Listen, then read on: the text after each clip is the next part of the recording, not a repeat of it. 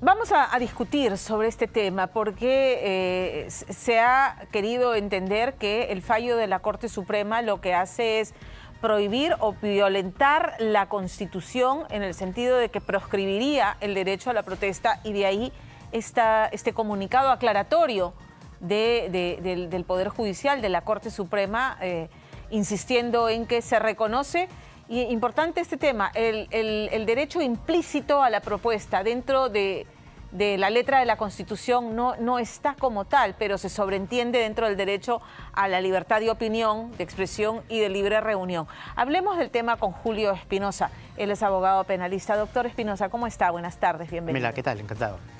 ¿Existe como tal en el texto constitucional el derecho a la protesta como tal, o se subsume dentro del derecho a la libertad de expresión y a la libertad de reunión? A ver, en sentido literal, o sea, formal, la denominación de esa frase como tal no existe en la Constitución, y eso es lo que esta sentencia creo que todavía no ha sido suficientemente leída con detenimiento por quienes están generando este tipo de críticas, entiende. Sin embargo, lo que también explica la sentencia es que existen derechos implícitos que de alguna manera reflejan o contienen ese ejercicio ciudadano de hacer protestas justificadas, que se ubican alrededor del derecho de petición, por ejemplo, derecho de libertad de expresión, el derecho de reclamar vivir en una sociedad justa, equitativa. Entonces, esos detalles que parecen formales, la sentencia los ha explicado un fallo, por supuesto que importante, pero también es cierto que no es algo novedoso.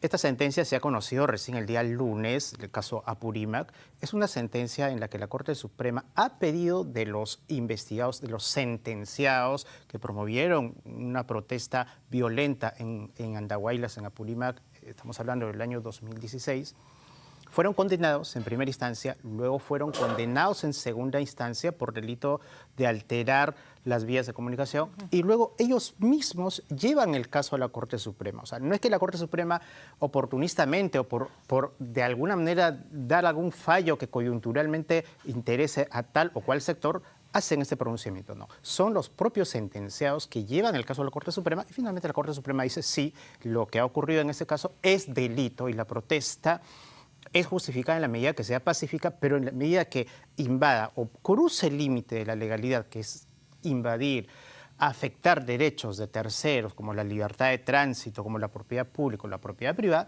se comete delito. Y eso es lo que está estableciendo la Corte Suprema.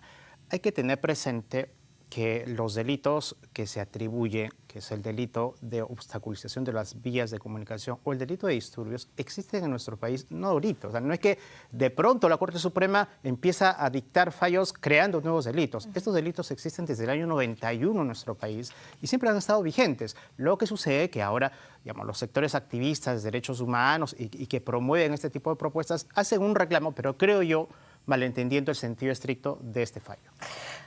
A ver, a la luz de lo que dice el fallo, ¿no?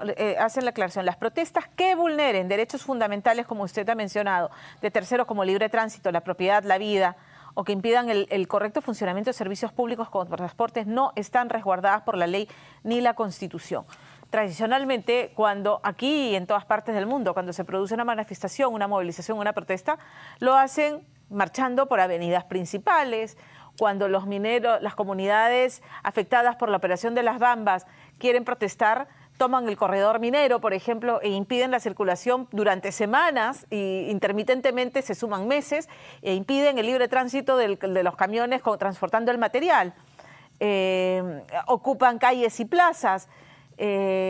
Toman las carreteras, como hemos visto. Es la forma tradicional, y lo vemos no solamente aquí en el país en varios países del mundo. Francia, sin ir muy lejos, lo que ha vivido hace algunos meses.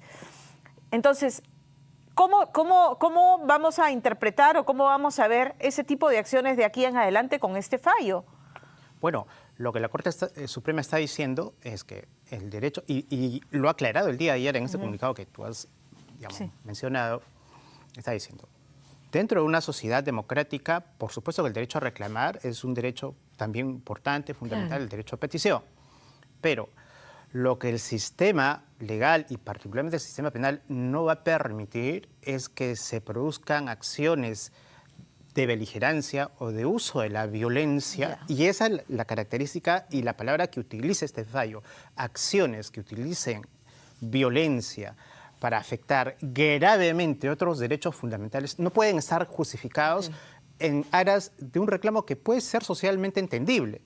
Pretender tomar un aeropuerto y vandalizarlo, quemar comisarías, saquear instituciones públicas, es más, impedir el ejercicio de la libertad personal de muchos ciudadanos que quieren realizar sus actividades de manera normal. Y todos estos datos, la Corte Suprema dice, existen estos derechos, derecho a reclamo, derecho a petición, derecho a vivir en una igualdad justa, socialmente, digamos, justa, pero también existen esos otros derechos. Entonces la Corte Suprema dice, vamos a hacer una ponderación. Esto en cristiano significa que pones en una balanza los derechos de reclamo, los derechos de expresión, de reunión pacífica, y en el otro lado pones los otros derechos de quienes se ven afectados por acciones violentas. Y dice, cuando eso suceda, el sistema tiene que proteger esos otros derechos para que la sociedad pueda seguir, digamos, desarrollándose en paz, que es finalmente la finalidad de un sistema de justicia o de un proceso como este, que es un proceso penal, que es el que han atravesado estos señores que han sido, entiendo, promotores o dirigentes de estas revueltas. No es el único caso. El año 2020, recordarás, hubo también un hecho de años atrás de un famoso dirigente aymara, el señor Walter Adubiri. Correcto. El famoso caso donde él se erigió como gran líder, representante de un reclamo aymara importante también en el sur del país. Y ya ese caso también fue conocido por la Corte Suprema. El año 2020 la Corte Suprema dictó una sentencia muy parecida a la que hemos conocido hace 2 días y ha establecido que si la violencia es la que guía las acciones de protesta, pues se comete delito. Por eso es que la Corte Suprema terminó condenando al señor Adubiri. Claro. Así como el día de ayer o antes de ayer se ha conocido este otro caso, porque distingue lo que es una protesta, digamos, justificada y además que respeta derechos de terceros u otros bienes jurídicos versus acciones agresivas, violentas, que terminan ya convirtiéndose en acciones delictivas. Ok, entonces, por ejemplo, esto no va a significar que dejaremos de ver ese tipo de marchas pretendiendo llegar al Congreso de la República, tomando la avenida Abancay. Los piquetes, como hemos visto, porque la experiencia es muy reciente, los piquetes en la Panamericana Sur, en la Panamericana Norte, que terminaron con ambulancias llevando pacientes que no pudieron llegar a sus destinos porque se los impidieron y murieron pacientes que necesitaban atención médica urgente.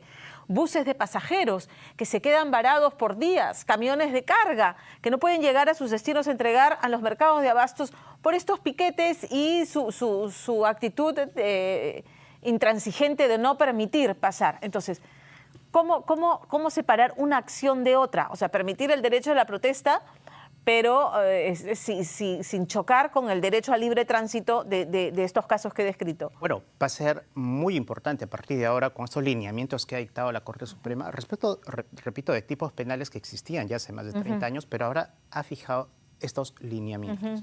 Va a ser fundamental la labor mucho más rigurosa, más meticulosa que debe hacer la Fiscalía, porque es el Ministerio Público el llamado a separar el trigo de la paja, separar lo que es una protesta justificada, razonable, una protesta que, digamos, tiene no solamente un reclamo que socialmente puede ser muy justificado y explicado, de acciones en las que personas o personajes inclusive que se infiltran para realizar actos vandálicos efectúen. Y ahí el Ministerio Público tiene que aplicar estas reglas para, repito, discernir acciones unas de otras y generar las acciones legales que correspondan. Lo que la Corte Suprema está diciendo es eso. Nosotros como Corte Suprema y el sistema penal intervendremos cuando ese tipo de sucesos se produzcan y obviamente también hay un sector de la sociedad que reclama que se ponga un orden a partir de la normatividad y lo que implica el sistema penal. En conclusión, el derecho a la protesta está contemplado en la medida en que no ponga en peligro bienes jurídicos, la integridad de las personas, la salud de las personas, la propiedad pública y privada. Eso es. Eso es lo que tiene que entenderse de una lectura correcta del fallo. Y creo que el comunicado de ayer del Poder Judicial ha puesto los puntos sobre el 6. Doctor, muchísimas gracias por estar con nosotros esta tarde. Encantado. Gracias.